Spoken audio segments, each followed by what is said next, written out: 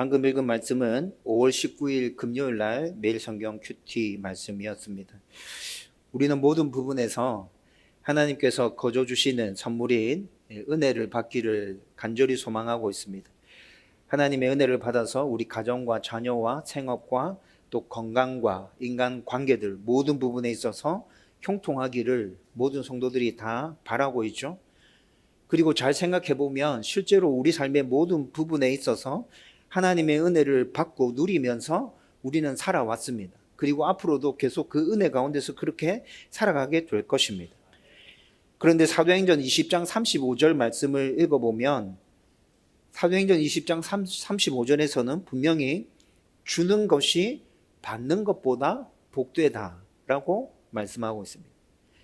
여러분, 사도행전 20장의 배경은 바울이 어쩌면 마지막 사역의 현장이 될 수 있는 예루살렘으로 지금 향해서 가고 있는 중인데, 예루살렘에 가기 전에 자신이 목회했던 에베소 교회 장로들과 밀레도에서 만나서 지금 고별의 만남을 보여주는 장면입니다. 이 장면에서 사도행전 20장 24절의 말씀을 여러분들 굉장히 익숙하게 잘 알고 있을 것입니다. 24절에서 바울은 이렇게 얘기합니다. 내가 달려갈 길과 주 예수께 받은 소명 곧 하나님의 은혜의 복음 증거하는 일을 마치려 하면은 나의 생명조차 조금도 귀한 것으로 여기지 아니하노라. 예수님은 자신의 생명을 조금도 귀한 것으로 여기지 않으시고 우리를 위해서 모두 다 내어주셨죠. 그래서 바울도 남은 자신의 생애와 생명을 조금도 귀한 것으로 여기지 않고 복음을 위해서 모두 다 내어드리겠노라고 자신의 마음의 결단과 각오를, 믿음을 이렇게 선포하고 있는 것입니다. 그리고 이런 인생이 복되고 가치 있는 인생이라는 걸 바울이 너무나도 잘 알았기 때문에 35절에 선포를 하고 있는 거예요. 주는 것이 받는 것보다 복되다. 여러분, 바울만 이렇게 얘기한 게 아니라 바울에 앞서서 예수님께서 이미 이런 가르침들을 굉장히 여러 차례 가르침을 베풀어 주셨죠. 복음서들을 쭉 읽어보면 예수님은 바울과 똑같이 표현한 것은 아니지만 주라고 계속해서 말씀하십니다. 누가복음 6장 38절 말씀 보면 주라 그리하면 너에게 후히 줄 것이니 누르고 흔들어 넘치도록 할 것이다. 예수님께서 이렇게 말씀하고 있거든요. 누가복음 6장은 평지수훈이라고 알려져 있습니다. 마태복음을 보면 산상수훈이라고 나오죠. 그 산상수훈은 낮은 산자락 언덕배기에서 예수님께서 가르침을 베푸셔서 산상수훈이라는 명칭이 붙었어요. 그런데 누가복음 6장은 평지에서 사람들을 모아놓고 그곳에서 예수님께서 가르쳤기에 평지수훈이라고 하는데, 그 평지수훈 중에 주라 그리하면 너에게 흔들어 부어서 쌓을 곳이 없도록 내가 가득 채워주겠다, 이렇게 말씀해 주고 있다는 것이죠. 이것뿐만이 아니라 마태복음 19장 21절에서는 예수님께서 부자 청년과의 대화를 나누실 때 이렇게 얘기합니다. 예수께서 이르시되 네가 온전하고자 할진대 가서 내 소유를 팔아 가난한 자들에게 주라. 그리하면 하늘에서 보화가 내게 있으리라. 그리고 와서 나를 따르라 하시니. 부자 청년이 예수님께 나와서 어떻게 하면 영생 받을 수 있습니까? 이렇게 물었을 때 예수님의 대답은 이것이었어요. 이런 말씀들은 받는 것은 하나님께 받고, 그리고 그것으로 끝내지 말고 하나님께 받은 그것을 다른 사람들에게 나누어 주라는 예수님의 반복적인 가르침인 것이죠. 그런데 우리의 삶을 잘 들여다보고 있으면 우리는 오로지 받는 것에만 관심을 가지고 계속 하나님께 달라고만 하고 있다는 것이죠. 오늘 우리가 나눌 말씀은 하나님의 은혜가 공평한 분배와 나눔, 즉 주는 것을 통해서 완성되어져 간다는 것을 보여주고 있습니다. 이 말씀을 다 나누고 난 후에 저와 여러분들이 하나님께 은혜 받은 것만, 은혜 받는 것만 관심을 가질 것이 아니라 나누는 것에도 관심을 가지고 하나님의 은혜를 점점 완성시켜 갈 수 있기를 주님의 이름으로 축원드립니다. 오늘 본문 말씀은 미디안과의 전쟁에서 승리한 후에 전리품을 어떻게 분배할 것인가에 대한 말씀입니다. 그런데 이 말씀에서 이스라엘 백성들에게 분명하고도 놀라운 하나님의 은혜가 임했다는 것을 아주 정확하게 보여주고 있습니다. 그 첫 번째는 전쟁에서 승리한 후 탈취한 전리품으로 이를 분명하게 우리는 확인할 수 있다는 거죠. 32절에서 35절에 전리품의 종류와 양이 언급되어지고 있는데 이것이 전부 다가 아닙니다. 여러분, 오늘 성경 본문에서 나타나는 전리품의 종류는 살아있는 것만 얘기하고 있습니다. 여러분, 살아있는 것 말고 다른 물건도 있죠. 그 물건들은 지금 이 전리품에 포함되어져 있지 않아요. 구체적으로 언급이 나타나지 않아요. 32절 말씀에 보면 군인들의 다른 탈취물 외에라고 분명히 얘기하고 있습니다. 군인들이 미디안 족속과의 전쟁을 치르고 난 다음에 승리하고 난 후에 전리품으로 취해온 것들이 어마어마했습니다.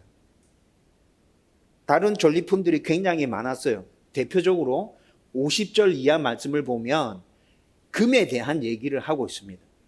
여러분, 50절 이하의 군인들이 지금 금을 가져와서 모세 앞에 다 내놓고 있거든요.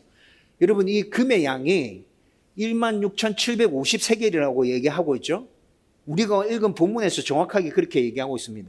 이 세겔을 키로의 단위로 바꾸면 193kg입니다. 여러분, 제가 이런 것에 좀 관심이 많습니다. 이런 거 보면 그냥 지나치기가 그렇더라고요. 그래서 계산기 두드려 가면서 다 조사해 봤죠. 193kg. 여러분, 금이 193kg입니다. 이거 지금 금 시세로 환산하면 얼마 정도 될까요? 이것도 계산했죠. 지금 금 시세 얼마인지 찾아봤더니 살 때 30만 2천 원, 팔 때 33만 1천 원, 뭐 이 정도 이렇게 되더라고요. 아니, 살 때가 33만 1천 원인가? 네, 팔 때가 30만 2천 원. 여러분, 30만 2천 원으로 계산했는데 155억입니다.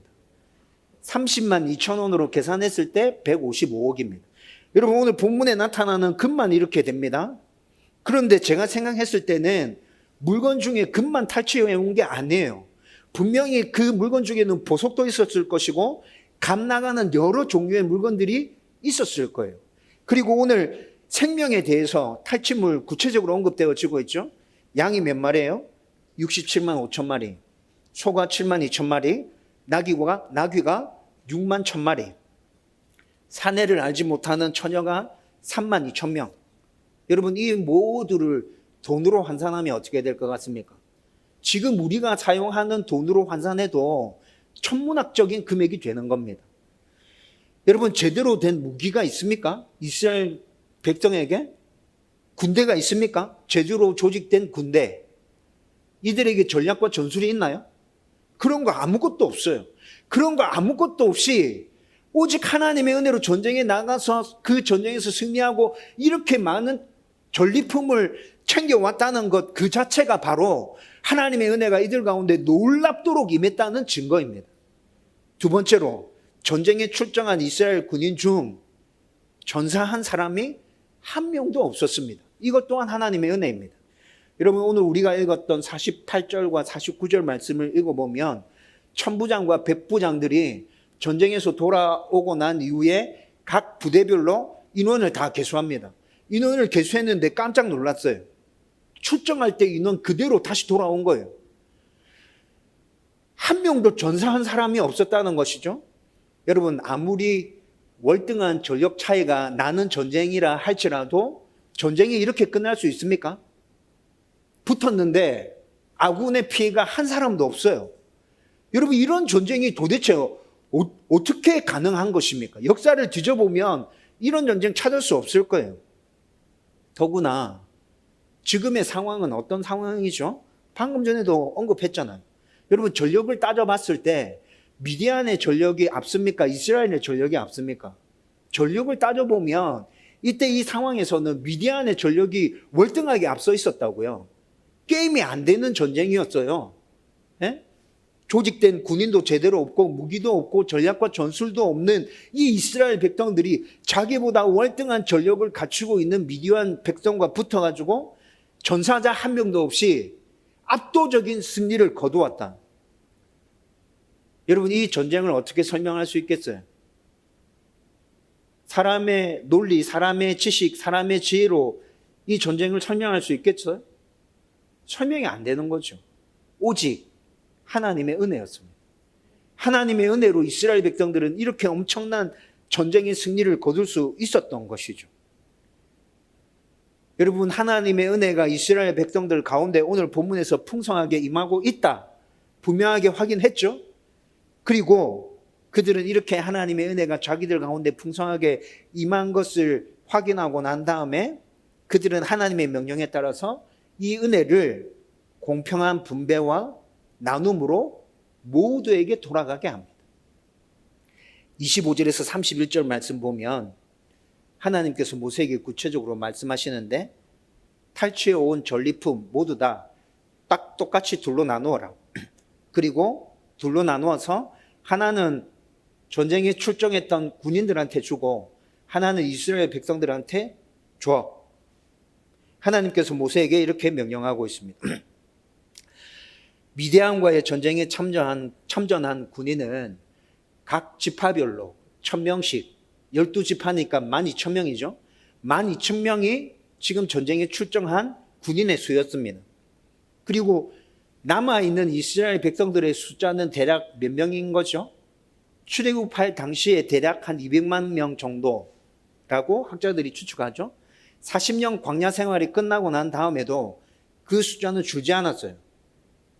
1세대들이 광야에서 다 죽어 나갔는데 광야에서 또 새로운 세대들이 태어남으로 말미암아서 그 숫자는 줄지 않고 40년이 지난 후에도 대략 이스라엘 백성들은 200만 명 가량이었다고요. 여러분, 그런데 잘 생각해 보십시오. 12,000명한테 탈취해온 전리품 절반 주고 200만 명 이스라엘 백성들한테 그 나머지 절반을 줘. 지금 하나님께서 이렇게 명령하신 거죠. 여러분, 이거 좀 불공평하다는 생각이 들지 않으세요?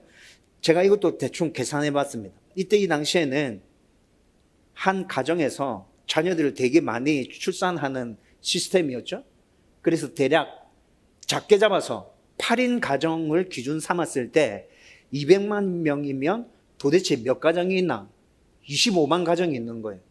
8인 가정으로 기준 삼으면 25만 가정이 있는데 12,000대 25만, 이렇게 해서 지금 반반이 나눠진 거죠. 이거 좀 뭔가 이상하다. 12,000명 대 25만? 그런데 똑같이 반반 나누어? 여러분, 그런데 또 잘 생각해 보면 이렇게 분배하는 것은 또 당연하다는 생각이 듭니다. 왜 그렇습니까? 적은 숫자였지만 목숨 걸고 전장에 나가서 싸운 사람들은 군인들이잖아요. 12,000명의 군인들이 자기 생명을 걸고 전장에 나갔기 때문에 이 승리를 쟁취할 수 있었던 거잖아요. 물론 하나님께서 은혜로 주신 승리였지만 12,000명의 순종이 없었으면 이 승리도 이스라엘 백성들이 누리지 못한 하나님의 은혜가 되는 것이라고요. 그러니까 12,000명에게 그 절반이 돌아가는 건 또 당연하다는 생각이 듭니다. 그렇게 해서 12,000명 대 25만이 반반 나누어 가졌습니다. 그런데 이렇게 해서 이 분배가 끝나는 게 아닙니다. 이 분배가 끝나지 않아요. 28절에서 30절 말씀 보면 성전에서 봉사하고 있는 제사장과 레위인들에게까지 이 전리품이 골고루 분배되어지도록 하나님께서 말씀해 주고 계십니다. 제사장들에게는 군인들이 받은 전리품 중에서 500분의 1 떼어서 제사장들에게 줘. 이 500분의 1을 제사장들에게 그냥 주는 게 아니라 500분의 1을 군인들의 입장에서는 하나님께 드려서 바치는 거예요. 하나님께 드려서 바치는 건데 이 500분의 1을 하나님께서 어떻게 제물로 바치라고 말씀하냐면 거제로 제물로 바치라 말씀하십니다. 여러분, 거제는 제사 드리는 방법이거든요. 제사 드리는 방법 중에 하나인데 제물을 들어 올려서 하나님께 제물로 바치는 거예요. 들어 올렸다가 제사장이 이렇게 내려놓으면 이 제물이 하나님께 드려진 것이 돼요. 태워지지 않았기 때문에 들어 올렸다가 내려놓으면 제물은 그대로 남아있는 것이잖아요. 그대로 남아있는 제물은 어떻게 돼요? 제사장이 가지는 거예요. 그래서 하나님께서 명령합니다. 군인들이 받은 것 중에 500분의 1 떼어서 거제로 나한테 가져와. 그러면 거제로 하나님께 가져와라는 말은 다시 말하면 이건 누구 거? 제사장 거예요. 제사장이 가져가. 하나님께서 이렇게 명령하고 계신다고. 그리고 이것뿐만이 아니라 또 뒤에 말씀 쭉 읽어보면 이스라엘 백성들이 가져갔던 그 반 중에 50분의 1을 떼어서 레위인에게 줘 라고 말하고 있습니다. 여러분, 군인들이 가져간 것 중에 500분의 1인데 백성들이 가져간 것 중에는 50분의 1을 떼라고 말하고 있죠. 50분의 1은 엄청 많이 떼는 거잖아요. 500분의 1보다는 50분의 1이 엄청 많이 떼는 거잖아요. 이것도 뭔가 불공평한 것 같아요. 아니, 제사장은 500분의 1을 주고 레위인은 왜 50분의 1을 떼어서 주는데 50분의 1이 훨씬 많이 받는 건데? 여러분, 그런데 레위인의 숫자가 그만큼 제사장들 숫자보다 훨씬 더 많았어요. 그래서 하나님께서 이렇게 하라 말씀하시는 거예요. 제사장들은 니네들 숫자 작잖아. 그러니까 군인들한테서 500분의 1 떼어서 받아. 그거 니네들이 가져. 레위인들은 수가 많아. 그러니까 일반 백성들이 받아간 것 중에서 50분의 1을 떼서 받아. 그렇게 하면 얼추 비슷하게 분배가 이루어질 거야. 여러분, 하나님께서 이렇게 아주 공정하게 하나님의 은혜를 모든 사람들이 나누어 가질 수 있도록 모세에게 명령해 주고 계십니다. 누구도 소외되지 않게 이스라엘 백성들에게 임한 그 하나님의 은혜가 공평하게 누구도 소외되지 않게 다 전해지도록 해주셨다는 말이죠. 그리고 이렇게 나눔으로 하나님의 은혜는 모든 사람에게 흘러가고 완성되어지는 것입니다. 여러분, 하나님의 은혜가 여러분들 가운데 부어졌습니다. 분명히 여러분들의 삶도 잘 살펴보면 하나님의 은혜가 분명히 부어진 흔적들을 찾아볼 수 있을 거예요. 그런데 그 은혜들을 흘려보내지 않고 여러분들만 간직하고 있으면 그 은혜가 완성되어지지 않습니다. 이 은혜가 완성되어지려고 하면 어떻게 돼요? 나를 통해서 다른 곳으로 흘러갈 때 하나님의 은혜는 온전하게 완성되어져 가는 것입니다. 공평한 분배와 나눔으로 완성되는 하나님의 은혜는 여러분 성경 곳곳에서 계속 드러나고 있습니다. 하나님의 은혜는 이렇게 완성되는 거야. 너한테 부어졌다고 해서 너만 받아 누리라고 너한테 준 거 아니야. 여러분, 이런 메시지가 성경 곳곳에서 계속 나타나고 있다고요. 구약 성경을 찾아보면 희년이라는 규례가 있습니다. 안식년이라는 규례가 있죠. 안식일도 있고. 여러분, 이것뿐만이 아니라 여러분 직접적으로 하나님께서 이렇게 얘기합니다. 고아와 과부와 가난한 자들과 나그네와 외국인들 절대로 외면하지 마라. 그들이 도와달라고 손 내밀 때 도와주라. 니네들이 할 수 있는 범위 안에서 냉수 한 그릇이라도 그 사람들한테 베풀어 줘. 따뜻한 말 한마디라도 그 사람들한테 해줘. 그게 은혜의 나눔이야. 그게 은혜의 공평한 분배야. 하나님께서 분명하게 말씀해 주시거든요. 여러분, 희년과 안식년. 희년과 안식년은 49년이 지나고 난 다음에 50년째 땅을 묵히는 거죠. 이게 희년이에요. 안식년은 7년차 되는 해 땅을 또 묵히는 거죠. 이게 안식년이죠. 여러분, 희년 때 땅을 묵히면, 안식년 때 땅을 묵히면 그 땅 주인은 뭐 먹고 사는 것이죠? 하나님께서 뭐라 말씀하십니까? 어떻게 약속해 주시죠? 니네들이 희년을 기억하여 그 해를 지킬 때, 안식년을 기억하여 그 해를 지킬 때, 그 앞에에 내가 너희들한테 복을 부어줘서 농사 짓지 않아도 충분히 먹고 살 수 있도록 내가 너희들이 수확할 수 있도록 도와주겠다. 한 해만 그렇게 사는 것이 아니라 그 다음 해까지 너희들이 농사 짓지 않아도 먹고 살 정도로 내가 그 정도로 너희들한테 축복해 줄게. 너희들은 나의 말을 기억하고 희년을 지켜. 안식년을 지켜. 여러분, 하나님께서 분명히 이렇게 약속해 주시잖아요. 그리고 희년 때 내가 농사를 짓지 않아요. 그런데 내 농가 밭에서, 내 과수원에서 열매가 맺혀져요. 과실이 맺혀졌어요. 그거 어떻게 하라고 말씀하시죠? 수확하라고 말씀하세요? 손대지 마. 그거 손대지 마. 너가 농사 짓지 않았지? 수고하지 않았지?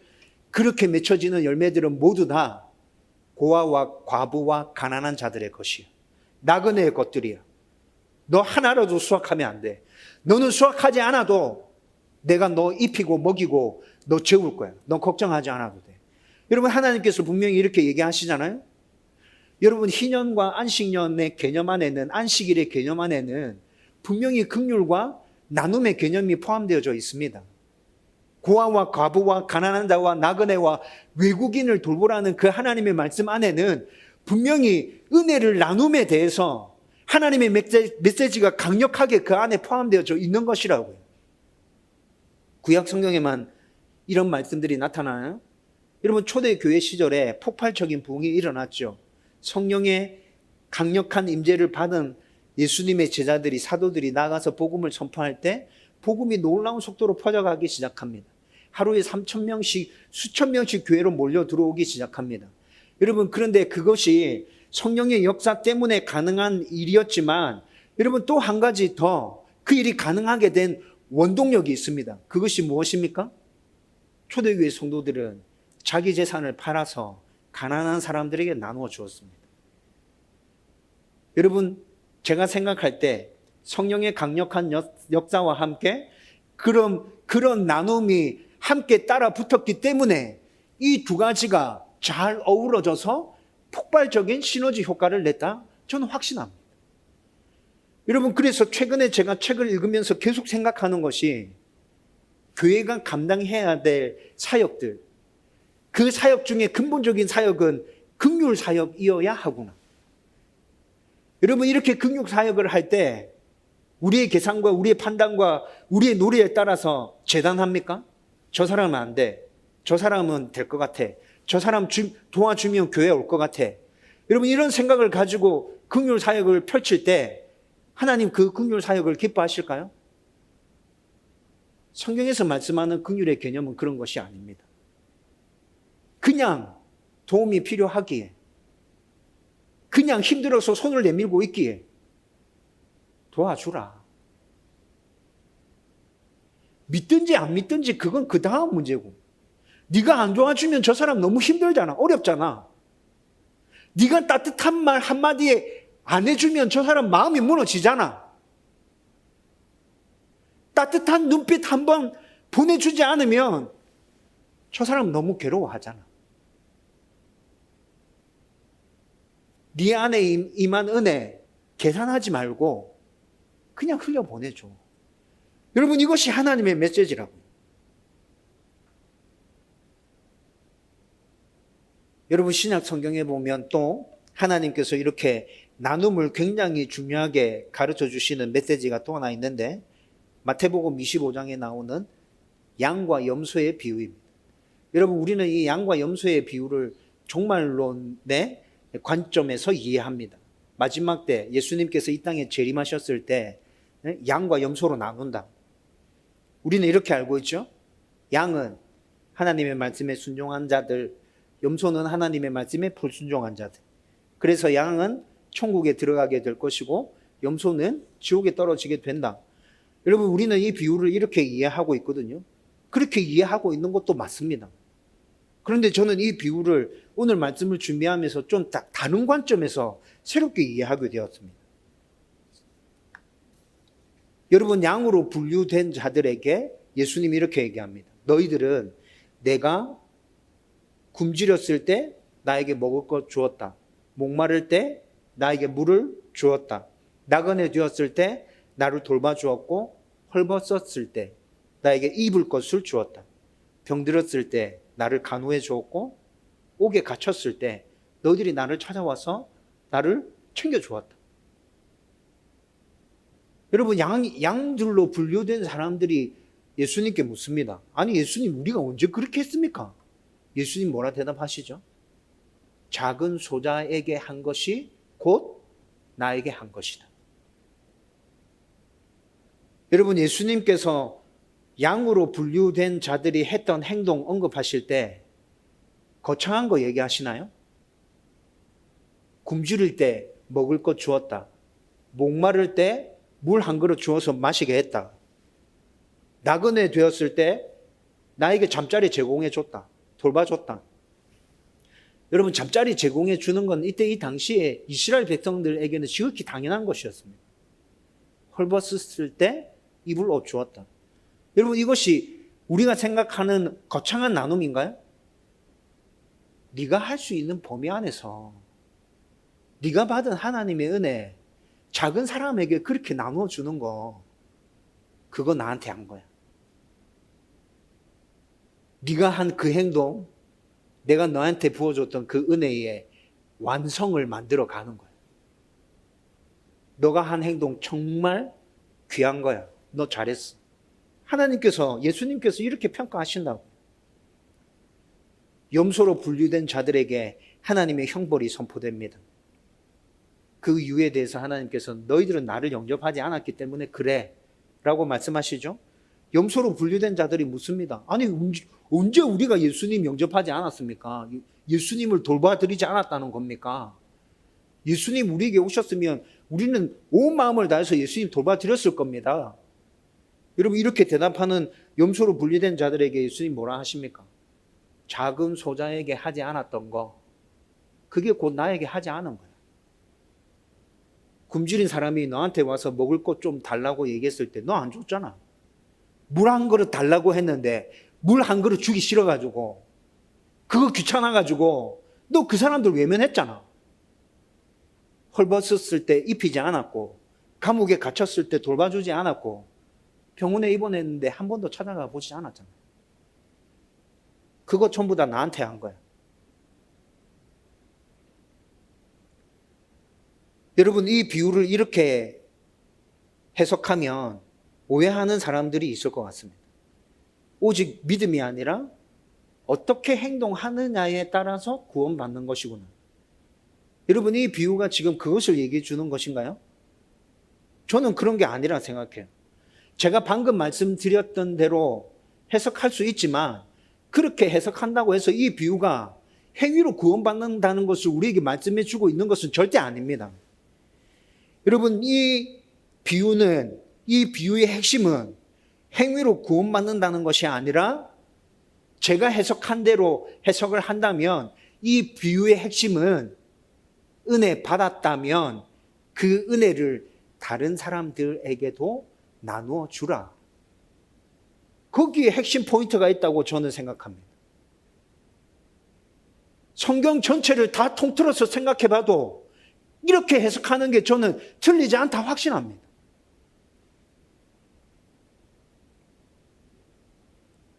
야고보서가 오직 믿음으로 구원받는데, 그렇게 구원받았으면 행위는 반드시 따라온다는 것에 대해서 야고보서 말씀이 계속 강조해 주고 있죠. 여러분, 오늘 이 비유도 마태복음 25장에 나오는 양과 염소의 비유도 제가 해석한 대로 이해를 했다면 야고보서 말씀과 똑같은 메시지로 우리는 이해할 수 있다 생각해요. 여러분, 은혜를 받았다면, 여러분들이 진정으로 하나님의 은혜를 받았다면 그것을 나눠야 합니다. 그것을 나눌 때 우리가 받은 은혜가 점점 완성되어져 갑니다. 그 은혜가 나를 바꿀 수 있고 이 땅을 바꿀 수 있게 될 겁니다. 여러분들은 받은 은혜를 주위 사람들에게 나누고 있습니까? 나누고 있다면 어떻게 나누고 있습니까? 여러분, 이제 말씀을 정리하려고 합니다. 설교 중간에도 잠깐 언급했는데 요즘 가끔 얘기했던 것 같습니다.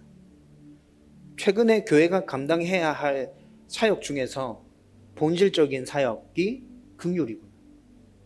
우리 교회에 임한 하나님의 은혜를 세상 가운데로 흘려보내는 것. 그 사역을 우리 교회가 본질의 사역이라 붙들고 그 사역을 감당해 가야 되구나. 방금 언급해 드렸던 구약의 희년과 안식년, 안식일 등이 다 긍휼과 나눔의 개념들을 다 품고 있죠.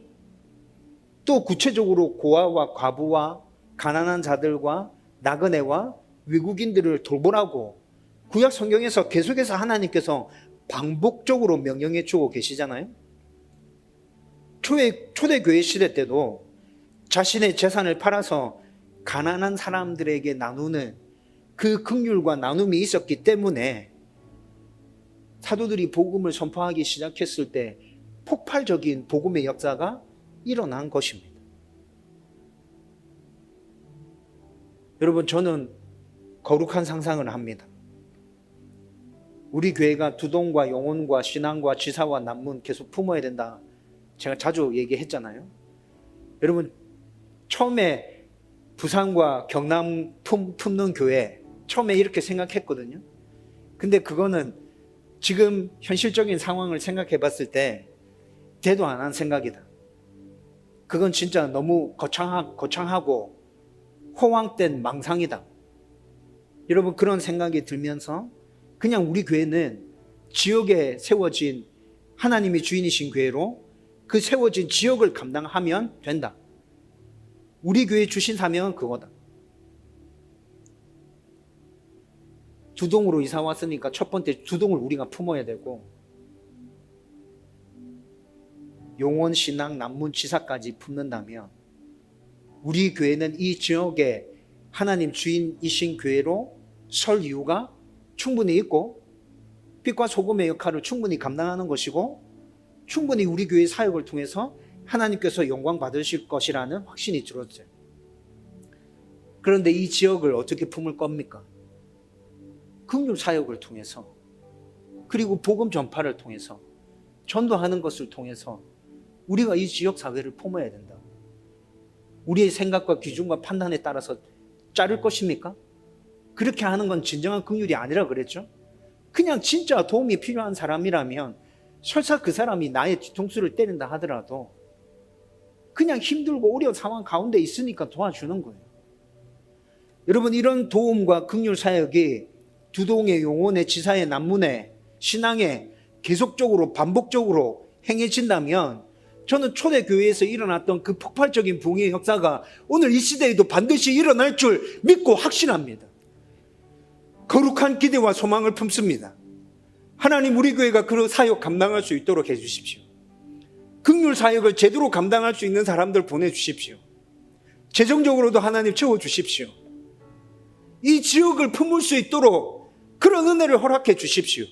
그 은혜 우리만 품고 있는 게 아니라 흘려보내는 교회 되게 해주십시오. 그래서 지역을 살리고 이 지역 가운데 하나님 나라 세우는 교회 되게 해주십시오. 여러분, 제가 품고 있는 기대와 소망이 망상입니까? 여러분 어떻게 생각하십니까? 저는 이 기대와 소망 여러분들이 함께 품을 수 있었으면 좋겠습니다. 내가 받은 하나님의 은혜, 내가 살아가는 삶의 현장 가운데서 나도 내가 할 수 있는 것으로 작은 것이라도 흘려보내겠다. 그래서 그 은혜 완성시켜 나가겠다. 여러분들 각자 이런 결단과 결심 일어날 수 있기를 주님의 이름으로 축원드립니다.